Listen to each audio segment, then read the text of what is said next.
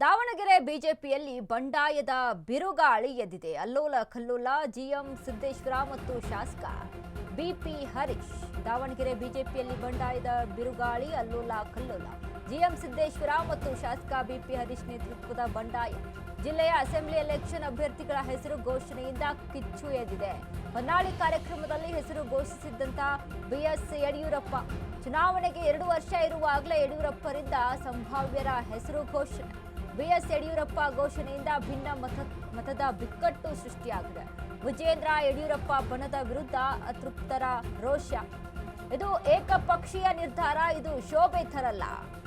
ಘೋಷಿತ ಅಭ್ಯರ್ಥಿಗಳ ಹೆಸರು ತಕ್ಷಣ ಹಿಂಪಡೆಯಬೇಕು. ಜಿಎಂಐಟಿಯಲ್ಲಿ ಮಾರ್ಚ್ 5ಕ್ಕೆ ಹೈ ವೋಲ್ಟೇಜ್ ಮೀಟಿಂಗ್ ಇರುವಂಥದ್ದು. ಜಿಲ್ಲಾ ಮಟ್ಟದಲ್ಲಿ ನಮಗೆ ನ್ಯಾಯ ಸಿಗದಿದ್ರೆ ಹೋರಾಟ ತೀವ್ರಗೊಳ್ಳುತ್ತೆ.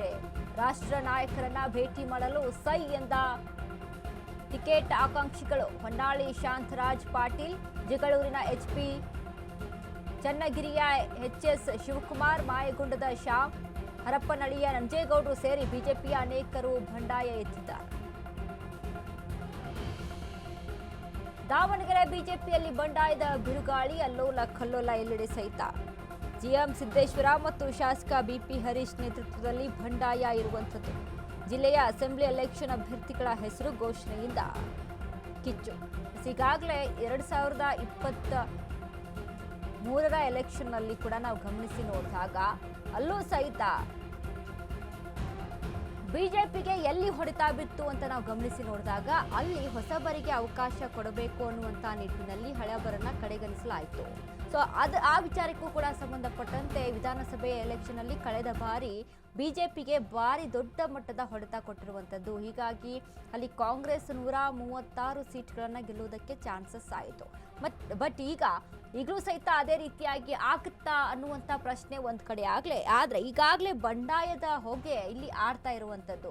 ಈಗಾಗಲೇ ಏನು ಯಡಿಯೂರಪ್ಪ ಅವರು ಘೋಷಣೆ ಮಾಡಿದ್ದಾರೆ. ಯಡಿಯೂರಪ್ಪ ಘೋಷಿಸಿದ್ದಂಥ ಒಂದು ಏನು ಹೆಸರುಗಳಿದ್ದಾವೆ ಇದನ್ನ ಹಿಂಪಡೆಯಬೇಕು. ಯಾಕಂದ್ರೆ ಇಲ್ಲವಾದರೆ ನಾವು ಹೈಕಮಾಂಡ್ವರೆಗೂ ಕೂಡ ಹೋಗಿ ಇದರ ಬಗ್ಗೆ ಚರ್ಚೆ ಮಾಡೋದಕ್ಕೆ ರೆಡಿ ಅಂತ ಟಿಕೆಟ್ ಆಕಾಂಕ್ಷಿಗಳು ಈಗ ಒಂದ್ ಕಡೆ ಬಂಡಾಯವನ್ನ ಎತ್ತಿರುವಂಥದ್ದು. ಯಡಿಯೂರಪ್ಪ ಘೋಷಿಸಿದ್ದೇನು ಹಾಗಾದ್ರೆ? ಬಸವರಾಜ ನಾಯ್ಕಗೆ ಮಾಯಕೊಂಡ ಟಿಕೆಟ್, ರೇಣುಕಾಚಾರಿಗೆ ಹೊನ್ನಾಳಿ ಟಿಕೆಟ್, ಇನ್ನು ಮಾಡಾಳ್ ವಿರೂಪಾಕ್ಷಪ್ಪಗೆ ಚನ್ನಗಿರಿ ಟಿಕೆಟ್, ಕರುಣಾಕರ್ ರೆಡ್ಡಿಗೆ ಹರಪ್ಪನಹಳ್ಳಿಯ ಟಿಕೆಟ್ ಅನ್ನ ಘೋಷಿಸಿದ್ದಾರೆ. ಎಸ್.ವಿ. ರಾಮಚಂದ್ರಗೆ ಜಗಳೂರು ಟಿಕೆಟ್ ಅನ್ನ ಘೋಷಿಸಿರುವಂಥದ್ದು. ಬಸವರಾಜ ನಾಯಕಗೆ ಮಾಯಕೊಂಡ ಟಿಕೆಟ್ ಅನ್ನ ಘೋಷಿಸಿದ್ದಾರೆ. ಸೊ ಇದು ಒಂದು ರೀತಿಯಾಗಿ ಬಂಡಾಯ ಎದ್ದೇಳುವಕ್ಕೆ ಕಾರಣವಾಗಿದೆ. ಜಿಎಂ ಸಿದ್ದೇಶ್ವರ ಮತ್ತು ಶಾಸಕ ಬಿಪಿ ಹರೀಶ್ ನೇತೃತ್ವದಲ್ಲಿ ಬಂಡಾಯದ ಹೊಗೆ ಹೆಚ್ಚಾಗಿ ಆಡ್ತಾ ಇರುವಂಥದ್ದು. ಹೊನ್ನಾಳಿ ಕಾರ್ಯಕ್ರಮದಲ್ಲಿ ಹೆಸರು ಘೋಷಿಸಿದಂತ ಬಿಎಸ್ ಯಡಿಯೂರಪ್ಪ ಮುಂದಿನ ಈ ಕ್ಷೇತ್ರದ ಭಾವಿ ಶಾಸಕರು ಮಂತ್ರಿಗಳಾಗಿ ಹುಟ್ಟುಹಬ್ಬವನ್ನು ಆಚರಿಸುವಂತ ಇರುವಂತ ಮುಂದಿನ ಈ ಕ್ಷೇತ್ರದ ಭಾವಿ ಶಾಸಕರು ಮಂತ್ರಿಗಳಾಗಿ ಹುಟ್ಟುಹಬ್ಬವನ್ನು ಆಚರಿಸುವಂತ ಇರುವಂತ ಮುಂದಿನ ಈ ಕ್ಷೇತ್ರದ ಭಾವಿ ಶಾಸಕರು ಮಂತ್ರಿಗಳಾಗಿ ಹುಟ್ಟುಹಬ್ಬವನ್ನು ಆಚರಿಸುವಂತ ಇರುವಂತ ಮುಂದಿನ ಈ ಕ್ಷೇತ್ರದ ಭಾವಿ ಶಾಸಕರು ಮಂತ್ರಿಗಳಾಗಿ ಹುಟ್ಟುಹಬ್ಬವನ್ನು ಆಚರಿಸುವಂತ ಇರುವಂತ ಮುಂದಿನ ಈ ಕ್ಷೇತ್ರದ ಭಾವಿ ಶಾಸಕರು ಮಂತ್ರಿಗಳಾಗಿ ಹುಟ್ಟುಹಬ್ಬವನ್ನು ಆಚರಿಸುವಂತ ಇರುವಂತ ಮುಂದಿನ ಈಗಾಗಲೇ ದಾವಣಗೆರೆ ಬಿಜೆಪಿಯಲ್ಲಿ ಬಂಡಾಯದ ಬಿರುಗಾಳಿಯ ವಿಚಾರಕ್ಕೆ ಸಂಬಂಧಪಟ್ಟಂತೆ ಅಲ್ಲೋಲ ಕಲ್ಲೋಲ.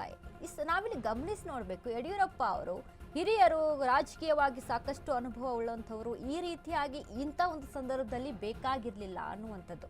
ಯಾಕಂದ್ರೆ ಈಗಾಗಲೇ ಅಧಿಕಾರ ಅಂತ ಅಂದಾಗ ಎಲ್ಲರೂ ಕೂಡ ಎದ್ದು ನಿಲ್ಲುವಂಥದ್ದು ಸಹಜವಾಗಿಯೇ ಇರುತ್ತೆ. ರಾಜಕೀಯವಾಗಿ ಅಂತ ಅದನ್ನ ಗಮನಿಸಿ ನೋಡಿದಾಗ ಅದು ಮುನ್ನೆಲೆಗೆ ಬರುವಂತಹ ವಿಚಾರವೇ. ಬಟ್ ಇಲ್ಲಿ ಒಂದಿಷ್ಟು ಪರ್ಟಿಕ್ಯುಲರ್ ಸೆಲೆಕ್ಟೆಡ್ ಪರ್ಸನ್ಸ್ಗಳ ಹೆಸರನ್ನ ಹೇಳಿದ್ದಕ್ಕೆ ಇದೀಗ ಬಂಡಾಯದ ಹೊಗೆ ಹೆಚ್ಚಾಗಿ ಆಡ್ತಾ ಇದೆ. ಇದು ಬಿಜೆಪಿಗೆ ಮತ್ತೆ 2028ರ ಎಲೆಕ್ಷನ್ಗೆ ಎಫೆಕ್ಟ್ ಅನ್ನ ತಂದು ಕೊಡುತ್ತಾ? ಕಾದ್ ನೋಡ್ಬೇಕು.